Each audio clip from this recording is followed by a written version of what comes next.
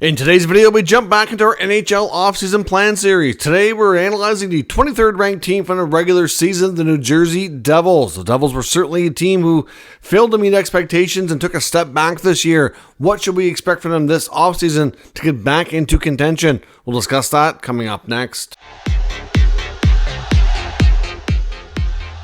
So welcome back to another video here at Top Shelf Hockey. As I mentioned, we have the offseason plan series returning today with the New Jersey Devils on today's agenda. So they were ranked 23rd in the NHL from the past regular season for the 23-24 campaign. Can they get back to being a playoff team in the 24-25 campaign? I think it's fair to say that 2 seasons back, they took a major step forward, surprised a lot of people, and they did not follow it up with the same type of performance this past year. They certainly saw some changes, and we'll get into that here in just a little bit. But first, let's recap the 23-24 season for them. Take a look at some key team and individual stats. Discuss changes they went through during the campaign, and then we'll discuss the upcoming offseason and where things stand. So they finished with a record of 38, 39-5 for 81 points. Nowhere near the playoffs, unfortunately. And to be honest, this was a year, especially in their division, where you saw a team like Washington get that final playoff spot with a really terrible goal differential. It was right there. The Devils, well, I think it's fair to say, were one of the more disappointing teams who took a step back this year. I think New Jersey and probably Ottawa were the 2 teams who we thought would push forward and probably missed expectations the most. To some degree, you could put Detroit and Buffalo in that conversation too, but these guys took, I think, a bigger step back than those guys. So they finished with 264 goals, which is not too bad. It was number 12 in the league. The power play was 13th in the league, 22.5%. So scoring, not too bad of a problem, actually. They did pretty well. Defending, on the other hand, wasn't so great. They gave up 281 goals against for 26 best. And the PK, 80.7%, 11th best. So special teams were pretty good. Good enough to probably even get you into the playoffs. They just failed to keep the puck out of their net. Not nearly enough. At the end of the day, I think it's fair to say goaltending certainly played a major role here. Individually, looking at top performance, Jesper Bratt led the team with 83 points. Jack Hughes was second with 74, but he also missed 20 games this season due to injury. Had 62 games played, so he most likely would have been your leading scorer. He would be the highest when it comes to a point per game status. Captain Nico Hischier put up 67 points. Timo Meier had one of his better campaigns here, especially since the trade, putting up 28 goals and 52 points. Never was huge on the assist side of things, but he's paid to score goals. And, I think the Devils acquired him thinking he would probably be at least a 30, if not a 40-goal guy, to get him close after how he played in his first stretch with the Devils. It's encouraging. It's better, but it's still not where he needs to be with his contract. But at least, like I said, it's a good step in the right direction here. Rookie Luke Hughes also had a phenomenal campaign, putting out 47 points to lead the back end and to lead, a lot of the rookie defensemen as well. He's a finalist for the Calder Trophy. Of course, Brock Faber right up there with him. Those are by far the top 2 rookie defensemen, of course, along with Connor Bedard, who's most likely the favorite to win the Calder Trophy. So that's your individual and team performance throughout the season. Not going to get into goaltending a lot. It failed them for sure, but there was also a lot of turnover. Obviously, Vitek Vanacek played a lot, but he's no longer with the club. Certainly numbers were not great. They saw Akira Schmid go up and down to the minors. Nico Daws saw action, and of course they picked up Kakinen and Allen later in the year. So there's lots of goaltending, and for the most part, the goaltending was probably better later in the season, but it was too little, too late. But what else happened to this team throughout the year? Well, at the deadline, they did make some trades. They traded Vitek Vanacek to San Jose for Kakinen, who comes over from the Sharks. He's a UFA, and his performance in goal was actually pretty decent. I will say that. Gave gave the Devils, after coming over from the Sharks, some good games. He's a UFA. I don't get the impression he's going to be back, but we'll see. Maybe there's a change of heart there. I don't know. They also traded Colin Miller to the Winnipeg Jets. They get a 4th-round pick there. They acquired Jake Allen for a 3rd-round pick from Montreal. I was shocked that they didn't do that trade sooner, but I think part of it, and I've seen a lot of people asking that question saying that he was good for them. Why didn't they do this trade a couple months sooner? And I think a lot of it was because Jake would not go. He did have trade protection in his contract. Listening to comments that he made to the media after the trade, I really don't think Jake Allen was ready to be traded. I just think with the trade protection he had in his contract, taking his family into consideration, I just don't know that he was ready to move. I know he really liked it in Montreal. If he could have stayed, he probably would have. But at the same time, the three goalie system wasn't working. He knew that the younger guys were the future, and he was a good pro. And he settled eventually to letting the modified no trade he had to be waived in order to accept the trade to New Jersey, because he did have to do that. They'd also traded Tyler Toffoli to Winnipeg as well for a second-round pick. And they also picked up Curtis McDermott from Colorado to have a big, strong deterrent on their team, only giving up a seventh-round pick. He was really rarely playing for the Avalanche. And with all the other teams kind of bulking up with guys that could fight and throw their weight around, the Devils felt the need to add McDermott to the mix. And I think he certainly played a role. And another big loss for the team as well is, of course, they had two players linked to the 2018 World Junior scandal. Of course, Michael McLeod and Cal Foote. McLeod was playing a pretty, important role for them, especially at times when Hughes was hurt or Heischer was hurt. He moved up the lineup. He's really developed into a strong hockey player, good on faceoffs, good two-way player the last few years.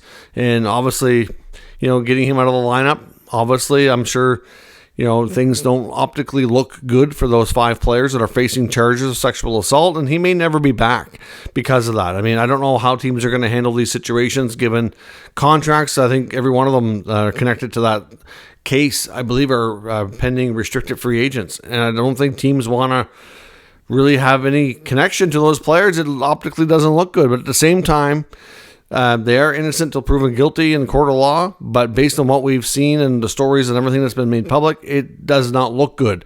But that doesn't guarantee a guilty verdict. So I'm not sure how that's all going to play out. But regardless of how it plays out, they lost a good hockey player. We can't condone what's being accused off the ice here by any means. They certainly need to face the music, but it's a big loss for New Jersey to lose a good player. So that does hurt. So they went through a lot of changes, and of course, once the season was pretty much almost over, they fired Lindy Ruff. Of course, Travis Green took over on an interim basis for the last, I don't know how many games it was. I think it was maybe 15 to 20 games or whatever. The season was pretty much gone. There was not much hope at that point when Green took over. They didn't have a great record there either, but Lindy Ruff's already moved on, got a job in Buffalo, and now Travis Green's the new head coach of the Ottawa Senators. They allowed him to, he was a strong contender to stay in New Jersey, but they did make it clear they wanted to do an extensive search and plan to interview several candidates outside of what they had available internally, and so they allowed him to do the same thing. And at this point, New Jersey still hasn't hired a coach, which to me, is wondering what's taken so long, because they've had a head start on a lot of teams to interview a lot of the top coaches involved. And obviously some of these guys have not all been found employment yet, so we'll see. We'll get into that here in just a few moments, but certainly lots of changes abound with the Devils this year. Now, going into the offseason, they do have a salary cap availability of $19.9 million, so that's pretty decent, but they only have 14 contracts on the books. They do have a $1.5 million bonus overage, which is kind of includes some, which is part of that, which is like dead money essentially, because of the rookie bonuses for Luke Hughes. But yeah, 14 contracts. You can have up to 23 player roster. So you're looking at signing, anywhere from 6 to 8 players with just shy of 20 million. That's when you think about it that way, it's not a lot. But they have some players too that are going to get more than others. It's hard to say how this is all going to work out. So let's take a look at their expiring contracts and who they can consider re-signing or replacing. On the RFA side, the most prominent name would be Dawson Mercer. There's been talks about a long-term deal being discussed, but it's been a long time since that's first popped up in a rumor mill, so I'm not really sure where things stand with Mercer. I do think they like his game. I do think they see him still, at this point, not quite sure if he's a center or wing. He can play both spots, and they have to figure out, I guess, the ideal spot for him. I mean, obviously the top two center spots are going to be filled for the foreseeable future with Hughes and Heischer. Mercer can score goals. He's currently with Team Canada at World Championships, which is another good experience for him. So I'm not sure. I do think that he fits well for the future of the club. But at the same time, if they made a big move and were going to go after an all-star goalie or something, I wouldn't be shocked if Mercer was maybe one of the guys to go. Not that they don't like him. It's just that he's a player that other teams are going to really like as well. He's not signed yet. Doesn't play as big a role as Hughes and Heischer and Bratt and those guys. And he could be a piece that gets them something that they're missing. So I wouldn't be shocked if that happened. There are also, of course, RFAs include Nolan Foote, Cal Foote, and like I said, Michael McLeod. And I don't expect Cal or Michael McLeod to be signed for sure. I don't know how it's going to work when it comes to contracts, because normally you have to at least put a qualifying offer on the table to retain rights. And are any of the teams linked to those 5 players? Are they going to retain their rights, or are they just going to let them walk?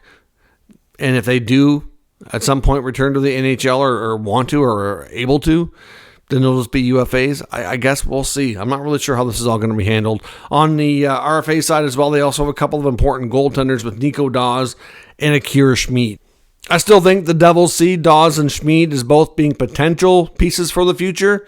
So I wouldn't be surprised if both are retained and signed. Again, one of them could possibly be used in a trade along with a player like Mercer if they do go after a more experienced, higher quality, like more of an all-star type goaltender. But we'll get into that here in the next segment. UFAs, they have Thomas Nosek, Chris Tierney, Brendan Smith, Curtis McDermott, Capo Kakinen, and Nick DeSimone. Hard to say if any of them will return. I think you could probably get McDermott on a fairly cheap contract to be that. Even if he's the 13th forward, he can play defense as well. Just a huge guy, can be a deterrent and fight if you need him to. That division is really bulked up with a lot of heavyweights, so I wouldn't be surprised if they try to retain him. I would think, I'm pretty sure right now that the rest of them are probably likely going to walk, but not a given. Maybe they sign Nosek. I don't know. It's not a given that they do. Brendan Smith, maybe. But DeSimone and Tierney likely gone. And I think Kakinen's not going to be re-upped either, but we'll get into that here in a minute. At the 2024 NHL Draft, it's going to be a big moment for a lot of these teams. They only have 6 picks. Of course, they were being a little bit more aggressive with their draft capital, especially after taking a big step forward 2 seasons back. They are picking 10th overall, and they will be able to get themselves a really good player with that pick if they choose to keep it and hang on to it. I wouldn't be shocked, though, if that pick is in play, if they feel like they can get themselves a really good impact player that can help them immediately. So we'll see. But what are the top questions facing this franchise this offseason? Well, first off, you need a new coach. What's Tom Fitzgerald going to do here? We've had the rumor mill has kind of swung back and forth from a few different guys. At one point, there was speculation that Mike Sullivan was going to get out of the Pittsburgh job and come work with his buddy Tom Fitzgerald in New Jersey.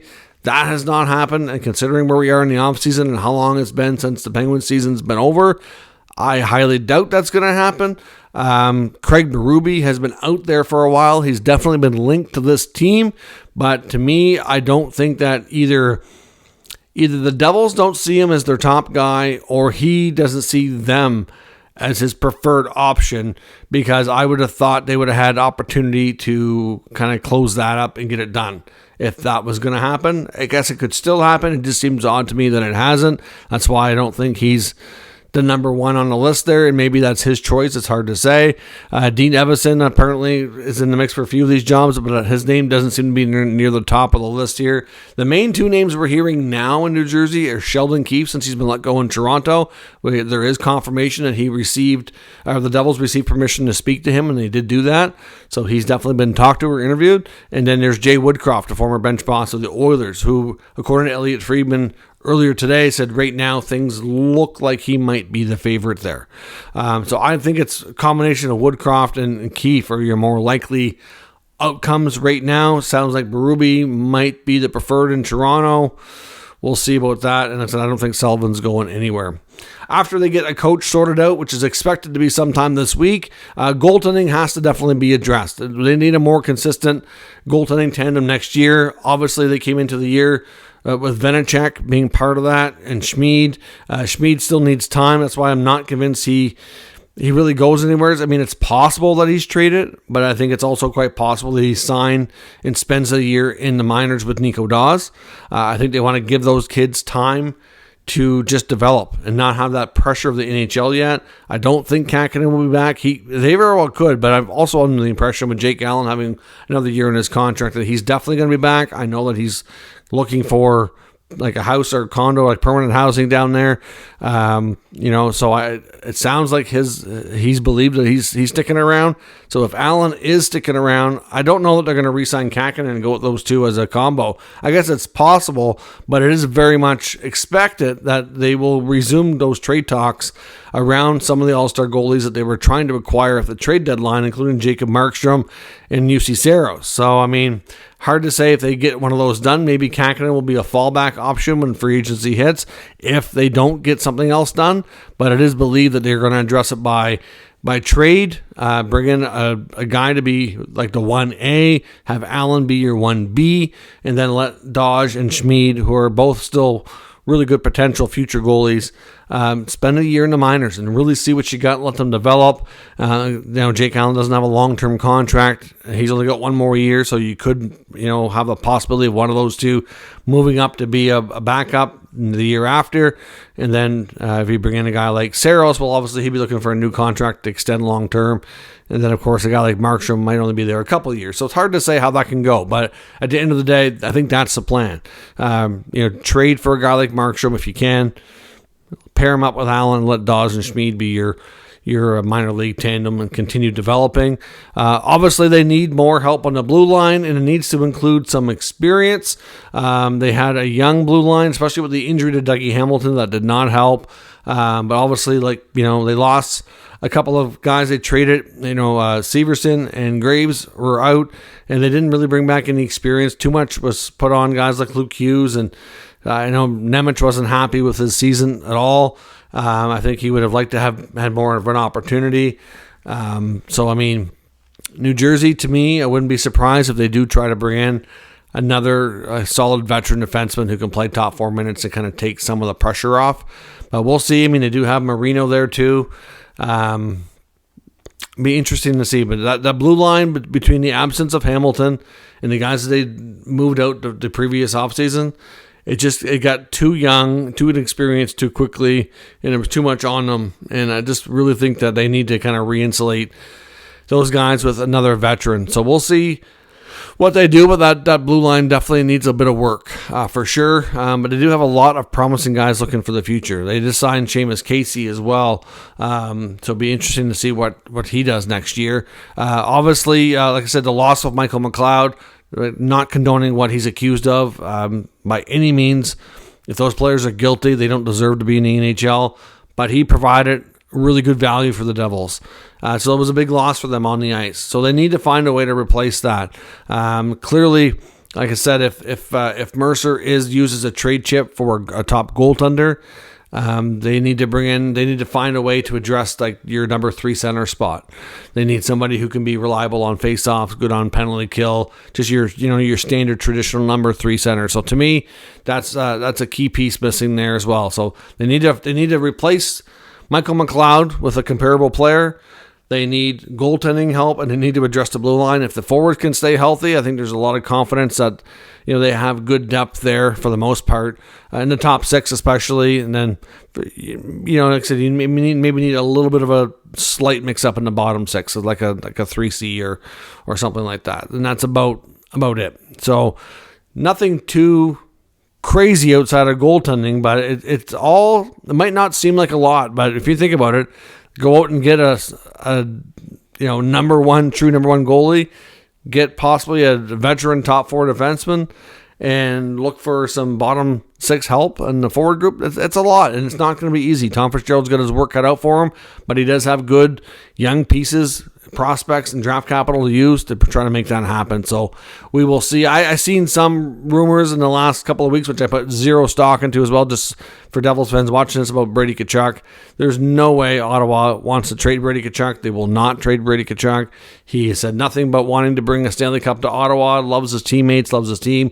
Sure, over time, could he get frustrated a few years down the road and maybe be like, okay, this isn't working, maybe I want to go somewhere else? Anything is possible, but for right now, there was no reason to believe that he wants to leave Ottawa. And secondly, the request coming back would be astronomical. Some of the mock trades I saw, like Alexander Holtz and Simon Nemec, like, no, I'm sorry, that's not going to cut it. This guy's an established captain, power forward, drops the gloves, gives you almost 40 goals, 70, 80 points a year, heart and soul kind of player.